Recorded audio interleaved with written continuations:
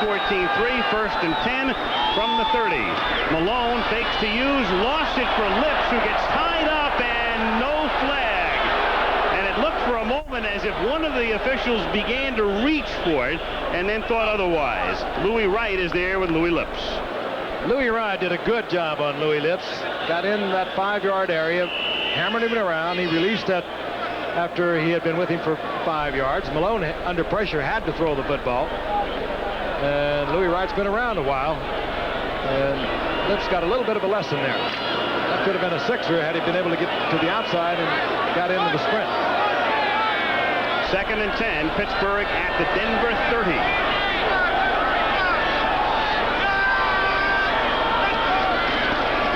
He's looking toward Lips.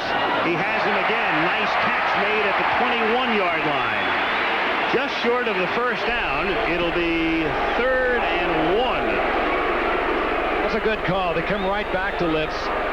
Right playing him to keep him from getting outside, so take what you can get inside, and they are using Wright almost exclusively in single coverage on his side, trying to protect over on the other side. Now Lips and Stallworth both come out, and that tells you double tight end formation, though they do keep Thompson in the game and flank him to the left on 3rd down. 3rd and 1. Flag goes down on a busted play and a fumble and a loose ball, and it looks like the Broncos have it. But let's see about the penalty. Louis Wright has the football, but the official has the decision here. The recovery is made, however.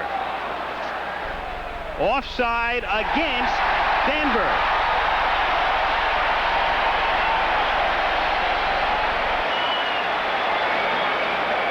Let's take a look at it again.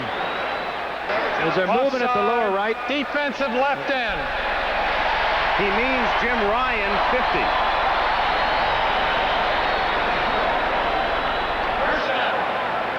And they keep the drive alive. Ryan playing the short yardage. Beat the count, and the Steelers keep it alive. It's their deepest penetration of the night as they drove to the 25 the last time they had the football. Anderson kicked a 42-yarder.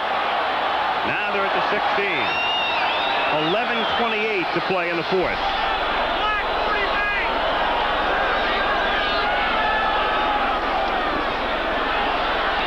That's Lips at the 9-yard line.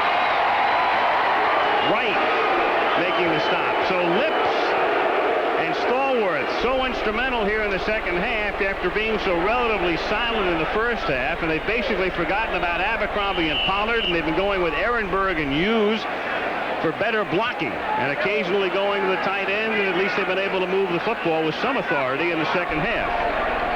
Louis Wright is covering Louis Lips individually, and that is a tough role. He's done a good job. He's been close. Malone has had some good shots into him. That's Stallworth up at the top of your screen. He has the wide side of the field. Hughes on 2nd and 2. He gets to the 7. It'll be 3rd and 1. He is stopped in the middle by Greg Cragen.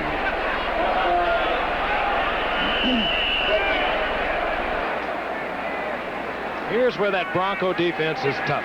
We've watched them year in and year out as we look at Chuck Noll. We'd love to see that first touchdown of the season go up on the board, but they seem to always come up with the fumble. They get the turnover. They do something down here that is wildly unusual. I think what we're looking at is a double play situation. If they don't make it on this down, if they run the ball, and they're not going to, they would come back and go on 4th down.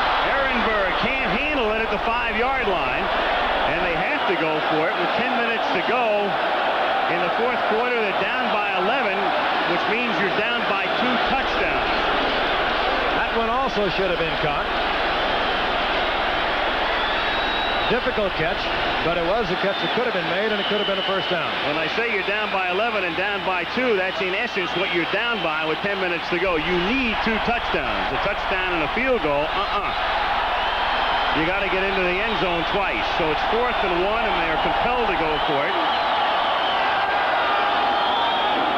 And they give it to Ehrenberg to the outside. He has it, and he has the touchdown. That's just a good read by Ehrenberg.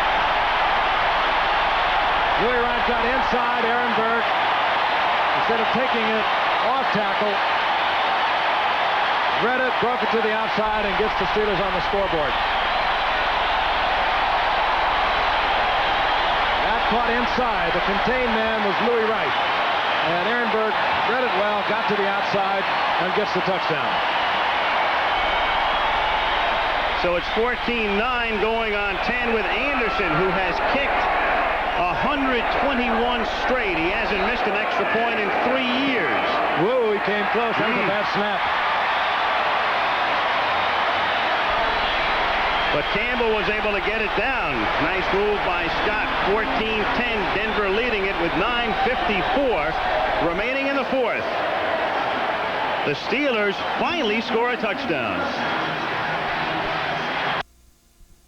Good receiver out of the backfield. He used to run back kicks. Good running back. You saw that a moment ago. And has given the Steelers team new life. And worth noting again, we've mentioned it, now that he scored the TD, he's playing with a separated shoulder, is Ehrenberg. He's tough. Taken 2 yards deep in the end zone by Ken Bell, the rookie. And he's hit hard as he brings it out to the 21-yard line, and the crowd is really pumped up now. Greg Carr makes the tackle. So 14-10, and here come the Broncos with 9:45 remaining in the fourth. And you've got a fired-up defense. This defense has played well all night. The criticism, of course, had to go to the offense that really came out and played a much better brand of football here in the second half, with Malone firing strikes to his outside receivers, getting good running from Ehrenberg, getting Ehrenberg on the passing situation, a totally different team offensively here in the second half. But the defense has been steady throughout the game, and they have kept the Steelers in it. 9:45 remaining. They have a shot at it. First and 10, Denver from the 21. Upstairs goes Elway. A little flip out here to Gerald Wilhite. He's going to throw the football.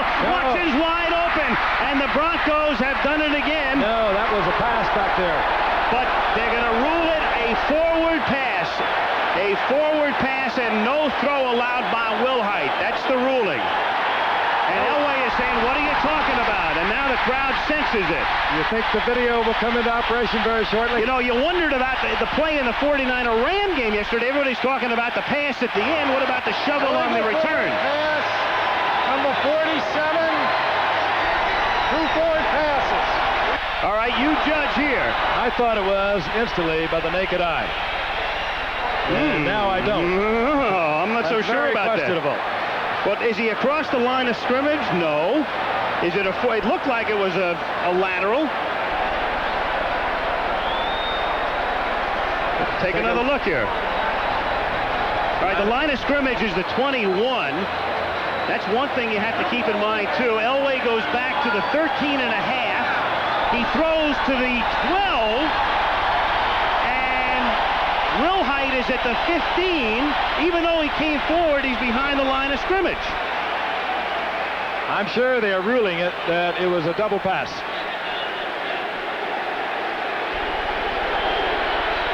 And it would be very close. Apparently, we're not even going to look at it on video. It is second down and 10 from the 21-yard line. Elway throwing, and that's Wilhite, and he's out of bounds at the 27. We'll check with the replay booth for you, because as we go along here, there are plays that are and are not under the jurisdiction. As Elway definitely throws a lateral, there's no way that's a forward pass, and Wilhite is behind the line of scrimmage here at the 15. We'll try and get it cleared up for you, whether or not they said he was beyond the line of scrimmage, which he was not, or whether the pass was a double pass, and it appeared to be. But again, we're looking at it from an angle. It could have been very obvious to the official that it was a double pass. I think what's happening here is that the umpire and the referee are together. They couldn't stop the play before that last play. I can tell you exactly what I think is happening. All of a sudden, he got buzzed. There's a beeper, and he was told, and sure enough, there's the walkie-talkie, but they got the play off before they were able to stop it. Here's what they saw. They are seeing it with the same angle, and they're going to rule it 2 forward passes. And we are, again, this is why video replays are always going to be questionable. This is an angle that the officials are looking at, just as you looked at. Well, our understanding, the ruling was 2 forward passes. Well, here is the oddity right here. Here's where this is different than any other. You're supposed to come up with a ruling before the next play, and obviously they are talking about this right now, but there has been a play run In the meanwhile, here's Elway. There's no doubt this is not a forward pass. That's a lateral. What do they do about pass. the timing? They've run another play already. Now he's well behind. He's 5 yards behind the line of scrimmage. Remember the deep drop by Elway. There's Watson for the touchdown. They've already run an intervening play. Of all the things we thought could happen, well, I suppose everybody did fear that something like this, or if you were in the league office, you feared that something like this might take place. And it just took place. And they are going to rule it is third down, so what appeared to be obvious to us a lateral, and again we're looking at it at an angle, and it was called a double pass. He most certainly was not over the line of scrimmage. That was obvious. Well, play continues. We'll get it clarified for you. Third down and 4. Wilhite dropping the snap, and it looked like Wilhite was about to cut in front of Elway. I don't know whether it was planned that he would take the snap and run with it or just what, but they're lucky that he recovers. That has got to be very disturbing, and it'll be even more so when Danny Reeves looks at the replay. Again, this is the major concern of the video replay. They do not have, they saw exactly what you saw, and we were looking at it from an angle. It did, however, appear to be a lateral. Well, they probably agree that it was a legal play. The problem is that they had run the intervening play. They'd run the play after that. Jack Wheel to kick from the 10-yard line.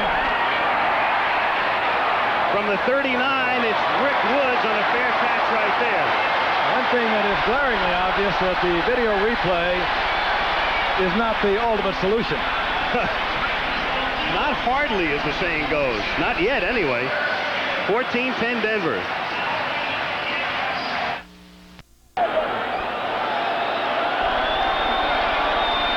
Denver ahead 14-10. Pittsburgh at its own 39-yard line, and what's become a very controversial game, and will be triply so if Pittsburgh wins. Little screen set up for David Hughes, who gets a nice block and gets bumped out of bounds after he crosses the 50 and a first down.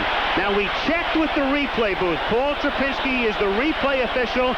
He agreed it was a legal play, and the problem was, as you'll see right here, it's a legal play in every aspect. It's a backward pass, and then Wilhite does not go past the line of scrimmage, and the problem was they weren't sure in the replay booth what was the call on the field, and in the meantime, they let the Broncos run another play off, and by that time, it was too late to overrule it. And Denver loses a 79-yard touchdown. They sure did. First and 10 from the 49-yard line. Malone back and throwing over the middle, and a flag goes down, and it's incomplete. The pass intended for Stallworth, covered by Hundley on the play. And it's against Denver. Holding. 8:20 to play in the fourth. Here's the call from McElwee. Number 52 defense, 5 yards, automatic first down. Well, you know, it's funny. We started to talk about it, Frank, yesterday in the Rams-49ers game. There was a play at the end of the game involving whether or not the defensive back had made contact with Bobby Duckworth. The Rams wind up kicking the field goal anyway, but I thought more importantly in that game, and there is Reeves, and you know he's angry because he knows what's going on. He's really angry, right? He's angry about that call. He's angry about a lot of things. But on the return yesterday by the Rams, there should have been a question about whether that was a forward pass or not. From the 44-yard line, it's Lips to the 35-yard line. He's stopped there by Steve Wilson. Lou goes the chant again. They have moved Wilson over to the left side. The Denver Broncos have. They have Mike Harden working over on the right side. And you can't hide out there, however. The Steelers find him, meaning Steve Wilson, and they come right back and work on him once again. Second down and 1. Lips has now caught 6 for 68 yards. So it's under his average. They're sending him on shorter routes tonight, and they're making them pay off here in the second half. The cornerbacks are Wilson and Harden. And he's going in Harden's direction, and incomplete as Harden and Stallworth were hung up on the play, and Malone can't believe he didn't get the call as he goes right up to the side judge, Royal Cathcart. And Malone might have had an argument. They had moved Harden over to the right side, replacing Wilson. But they come back against Harden. Single coverage. Stallworth is right there. And contact made. And they are allowing so much more today on the part of the cornerbacks. There's no question a couple of years ago that would have drawn an instant flag, any kind of contact, but you can move them around out there a little more. 3rd down and 1. 3 tight end setups. Thompson goes in motion as he serves as the H-back, and Hughes scrambles, and with that second effort, bursts forward, loses the football, and Denver gets it back. That's Denver defense. They do it over and over and over. They strip the ball better than any team probably in football today. And that silences this throng with 7:24 to go in the 4th. Hughes picked up from Seattle again because of the problems Abercrombie and Pollard have had physically. They look for reserve help, and falling on the football, recovering it, is Mike Harden, number 31. Well, if he breaks that to the outside, he not only gets the first down, he probably gets good yardage. He put the head down, closed the eyes, and ran right into the stack. Could have been an easy first down to the outside. Broncos at their own 35-yard line.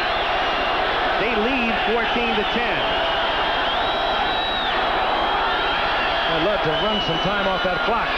And they start with Wilhite, who normally is in there to catch passes, and they send him up the middle to the 39-yard line. Either catch or throw passes. Gain of 4, 2nd down and 6. Well, that was one of the problems that's going to be all year long. You get the feeling, don't you? The league had thought about, and that is what happens if that intervening play gets run. And once that next play is run before you have a chance to determine whether or not you want to overrule a call, it's too late, folks. 2nd down and 6 from the 39-yard line. And Steve Sewell moves ahead for a couple. Kenny Wolf, our producer, makes a good point. What about if the coach is in question to call a timeout to allow the replay booth more time? Or they have the capabilities of buzzing the official on the field, and then they have the capability of talking with him. But the buzz came too late. And you can't take the seconds off the clock. You can't take away the 7-yard pickup that was made by Wilhite. It has some bugs in it, to say the least. And again, those angles are very deceptive. But not on that play. 3rd down and 1. Sammy Winder is stopped back of the line of scrimmage, and a flag goes down. Edmund Nelson, number 64, is there. Penalty marker is down. It's going to be against the Steelers. Ooh, and that's a 1st down. So instead of having to punt, they keep the football with 6:01 to play in the 4th. Offside, left tackle, 1st down. Steelers have been plagued with that all night long, and this really comes at a tough time. They would have gotten the football back in fairly good field position. He said left tackle. I think that was Keith Gary, 92. 1st and 10. From the 49-yard line. Sewell is the man in motion, and Winder gets across the 50 to the 49-yard line for a gain of about 2. Each team, as we head down toward the final minutes, with all of their timeouts remaining and a little shoving going on with Wilhite.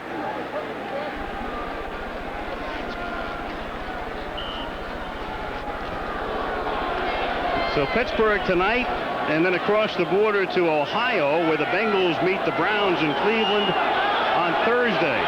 Be with us at 8 Eastern time. And a week from tonight, Green Bay and Chicago. Our first look this year at Chicago. On 2nd and 8, Elway gets it off, throws to one of his linemen, and the flag goes down.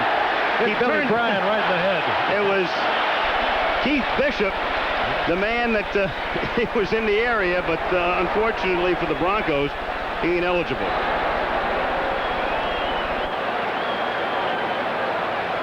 Illegal pass, hit number 54 on the offense behind the line, loss of down. Got to liberalize this game. Let these guys who do all the work catch the ball once in a while. Takes such discipline to put those hands down. Elway under a lot of pressure at that time. Reeves with a backup quarterback, Kubiak. And Elway was able to seize the moment to confer orally with him as the penalty was marched off. And it will be 3rd down, 8. Watson going out to the right. There is no penalty with that. It's just a loss of down, which is a penalty in itself. Elway for Sampson, who's in front, and Sampson cannot make the catch. Sampson had beaten his man. Tripped on the seam at first base, I think, Al. He had taken Harvey Clayton, and it's very possible. They have the seams over the infield cutouts right here, and we'll take a look. Clayton will not sleep much tonight. Tried to get back inside. Again, a strong arm effort by Elway just to flip that ball about 50 yards and still didn't get it deep enough. Sampson had Clayton. So Pittsburgh will get it back as they hold near midfield. Rick Woods is back there to receive. And Jack Wheel to kick. 4:53 left in the 4th. Broncos on top 14-10 and should be on top 21-10.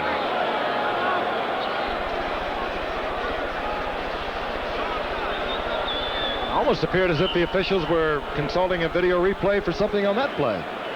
They huddled together, held up play for several seconds, and then let it go. So Wheel to kick. He's back at his own 35.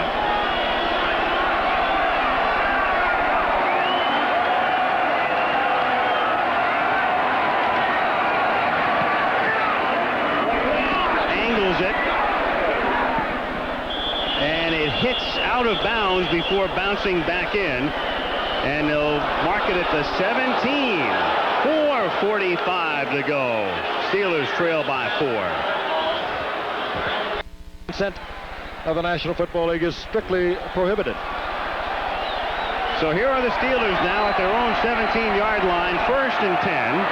They trail by 4. 4:45 to go in the 4th. They have all of their timeouts remaining. As they commence this drive, Malone goes behind Ehrenberg, who was covered, and it's 2nd down and 10. They'd like to have that back. They had no checkoff at all out. They had the 2 wide outs. Stallworth and Lips were both deep. They were both covered. He had no place to put it. Ehrenberg had not even turned around to look back at Malone. 2nd and 10. Ball just outside the 17. Broncos on top 14-10. Stallworth left, Lips right. They have to go to Stallworth and Lips. They have been working those outside cornerbacks all night long. He's looking for Stallworth and throws an interception at the 35-yard line. Tony Lilly was there. Tony Lilly. Denver finally got into double coverage on both outside men. Lilly was inside of Harden. Over on the other side, they were also double covering. And Malone did go to try to get it to Stallworth, and Lilly picked it off. He had Harden on his outside. He had Lilly on the inside. And poorly thrown football and picked off by Tony Lilly. Tony Lilly, tank top and all. Getting better every game, too. He is really putting the pressure on Steve Foley, the 11-year veteran at that free safety position. 1st down, Denver at the 31-yard line. Will Height in motion, and Winder takes it through the middle.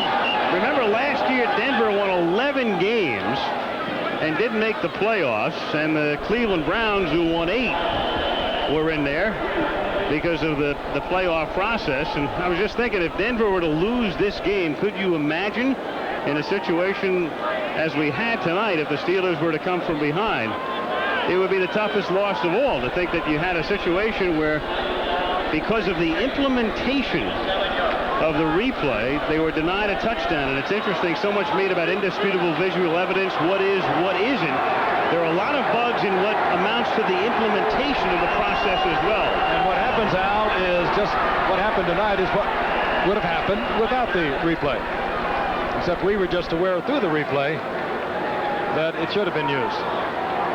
Winder picks up a couple and takes the ball to the 23-yard line as the Broncos try to chew up the clock, which is now down to 3:28 and ticking. It's funny, the Broncos, it's ironic, the Broncos were one of 4 teams to vote against the replay system this year. Just for the record, the Giants, the Cardinals, the Bronx, and the Chiefs voted against it, and the Steelers abstained. Clairvoyance. So the 20 goes Winder, and he should have the first down. So Sammy with a tough yardage here, and we'll see where they mark it. It's going to be very close. They need to get to the 21. Enough, first down. You know, Al, you talked about looking back at the end of the year. The schedule for both these teams is really a tough one.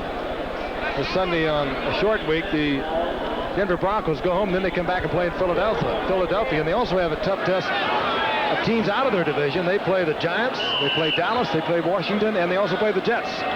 So it's not an easy road to another 11-5 season, and a really tough one to what they did in '84 when they were 13-3. One thing in their favor, though, last year they were basically kept out of it by those 2 OT losses to the Raiders, and they've already taken care of the Raiders. And Washington helped out by beating the Raiders. Of course, there still is Seattle. Seattle's going to be tough, and of course, San Diego. Down to 2 seconds and 1 second before Elway gets the snap off to Winder. Elway with great presence of mind right there. Let the clock run all the way down to 1 second. Had the ball snapped, gave it to Winder, and now unless the Steelers want to stop it, and they do, they'll take their timeout right here, their first of 3. So they'll take the timeout here, get the next break at the 2-minute warning, and we've got 2:17 left on the clock. Tonight on Nightline, the new drug law proposals. Is the concern over drugs causing us to go too far? That is the subject tonight on Nightline following your late local news. I mentioned the Denver schedule out of their division. Now the Steelers don't have it much easier. They meet teams like the Bears. They also play New England. They have the Jets on their schedule as well as the Central Division. This Sunday, Steelers will be at Minnesota, while Denver, as I mentioned, will be at Philadelphia. Danny Reeves done a great job bringing along John Elway. UCLA or USC against Baylor. Wait a minute. Sorry, Trojans. One's private fans. and one's public. Yeah. And Clemson, Georgia are our 2 presentations for you Saturday at 3 Eastern time. I mentioned Danny Reeves, and the way he has brought along John Elway, I guess is not too big a task, because everyone knew exactly what he was when Baltimore drafted him number 1 back in 1983, and Denver acquired him for some other expensive draft picks. What did they give? First, a couple of firsts, I guess, for him to bring him to Denver. But they knew they had a talent. It was just kind of in raw form, as any quarterback coming into this league as a rookie, they're going to be raw. They just do not learn the same things at the collegiate level. Isn't that always the situation? You're a Superman, and then you become the savior of a franchise, and the fans get impatient. And Elway, I believe, made his professional regular season debut in this ballpark. Yeah, had a terrible day. They've got it figured out. They're just going to cover up the football. Steelers have 2 timeouts remaining, and the 2-minute warning will also stop the clock. Second down, call it 6 at the 17-yard line.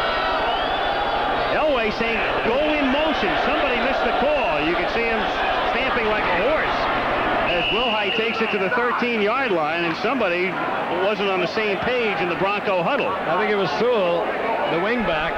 Elway wanted him to come in motion, and now Elway's giving him a little bit of a lecture there. You saw his foot moving, and that tells the man, get in motion, which he never did. He says, come on, let's go. You couldn't hardly miss it, could you? That's almost illegal procedure. We've got the 2-minute warning. Reeves and the Broncos holding on, 14-10. Denver on top, 14-10. 2 minutes to go. It is 3rd down and a long yard at the 13 for Denver.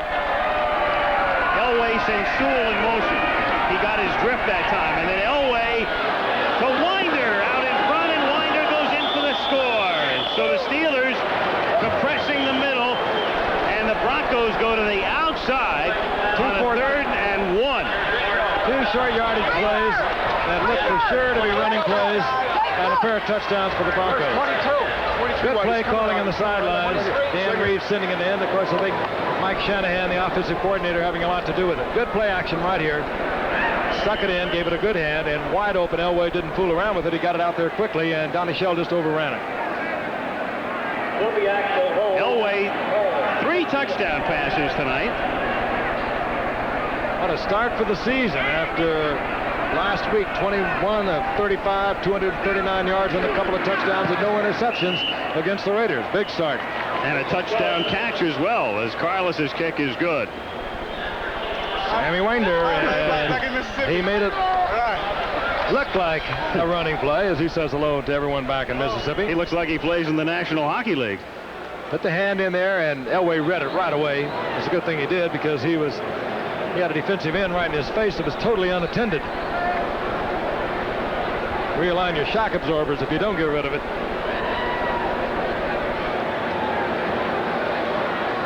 Two short yardage plays. Steelers thinking run all the way, and Denver gets a pair of touchdowns. They're going to be strong, the Broncos. You know what? They're fun to watch, too. It's an interesting team. Yep. They run enough. They run enough gadgets. Hi, Mom. Hi, Janet. Hi, Jesse. And all the above. What about Dad? Dad and the Stanford Cardinal beating Texas the other day. Happiness is being a winning quarterback. 2-0, throwing no interceptions in the world in front of you. Mm-hmm. And Elway's contract doesn't hurt either. He's always been that way. I remember when they signed him, they had the interview and he gave the Valley Boy treatment. Yeah, sure. Good young man. And can he play this game? Carlos kicks off and through the end zone. So the Steelers will take over at the 20-yard line. And the Broncos will have a nice flight home, and then they'll come right back to the good old Commonwealth and go cross state to Philadelphia for the Eagles next Sunday. 31 yards in 6 plays. And for the Steelers, a regrouping and a trip to Minneapolis next Sunday for the Vikings. Did I go get a ball? Off to a very tough start, the Steelers. Stadium almost empty. Sellout crowd with a lot of memories of Joe Crean, Terry Bradshaw, Franco Harris. Screen to use, and he takes it out to the 30-yard line. Funny how things run in cycles for cities, too. I'm thinking about Pittsburgh right now, and the Pirates have had a bad year, and the Steelers are off to a bad start. And then there are other locales as Malone throws and Ehrenberg makes the catch out of the 40. But you think about New England, Frank, and the fact that in one season of sorts, the Patriots go to the Super Bowl, the Red Sox are on their way to the Eastern Division title, the Celtics, of course. And a few years back, L.A. with the Rams going to the Super Bowl, and then the Dodgers winding up in the World Series, and the Lakers having a great year, and Philadelphia in the 70s at one point with the 76ers and the Flyers, and the Eagles going to the Super Bowl, and the Phillies winning a world title. And then all of a sudden you've got that, and then you've got what you got in Pittsburgh right now. It can change so quickly. 1 or 2 key players, and of course the 28 teams, you no longer can.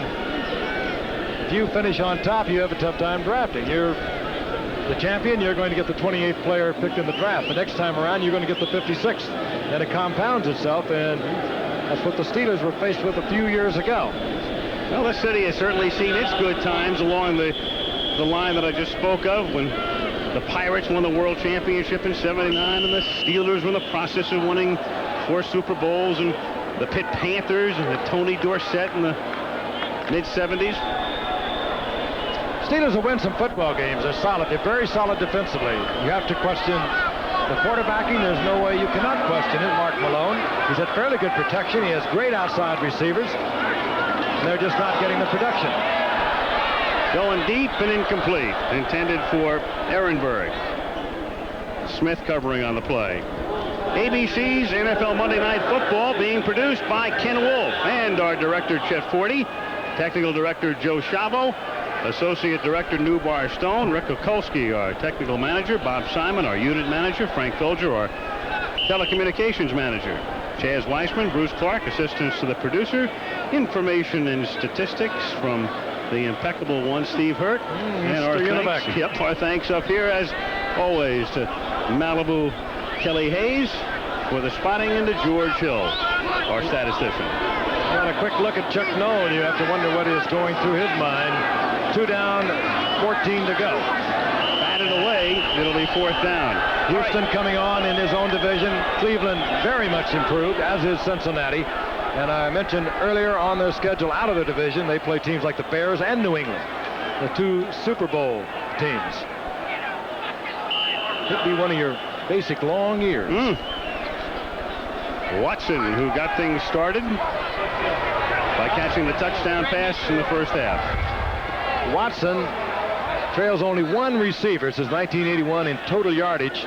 This is a slow free agent out of Temple. That 1 receiver, a great one, I might add.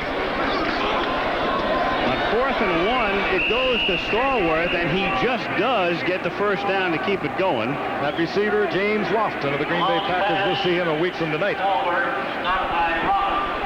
Against the Chicago Bears. Clock running down, 48 seconds on first down. Penalty marker. Intended for Sweeney and picked off at the 40-yard line by Steve Foley, and he's spun out of bounds. And we've got a marker down at the 33. Illegal use of the hands. Hands to the face, 65 offense. Penalty will be declined. First down. And you don't even have to check with the captains for the options on that baby. And that will write a finish to this one. Ray Penny was the man, 65. There's Sweeney, the intended receiver. Once again, Thursday night, we'll be in Cleveland, the Cleveland Browns with Bernie Kosar against the Cincinnati Bengals. Boomer Esiason. The happy Foley. When you're winning, it's fun. The other side of the field is not so happy. Goose Gonsolin, the old defensive back, has just had his record tied. 43 career interceptions. And a man on the field has more tonight, Donnie Shell with 27. Mecklenburg, the Snow Goose. Happy on one side and all the emotions being played out on the losing side. Mark Malone with 2 games back-to-back that you could not be terribly proud of. And happiness, as I said, as a winning quarterback on a 2-0 football team with everything in your career ahead of you. Broncos on top, AFC West along with Seattle. Steelers drop to 0-2. Al Michaels, Frank Gifford saying goodnight from Pittsburgh, where Denver has beaten the Steelers by a score of 21-10. This ABC Sports exclusive has been brought to you by Buick and your Buick dealer. For comfort, innovation, and a real commitment to quality, it's today's Buick. By Miller Lite. For great taste, there's only one light beer. By IBM and the growing family of IBM personal computers. And by Wheaties, the breakfast of champions. Energy for 100% whole wheat. Wheaties, what the big boys eat. Travel arrangements made through and promotional fee paid by United Airlines. United flies more people to Hawaii than any other airline. Nobody knows Hawaii like United. This has been a presentation of ABC Sports, recognized around the world as the leader in sports television. That's all.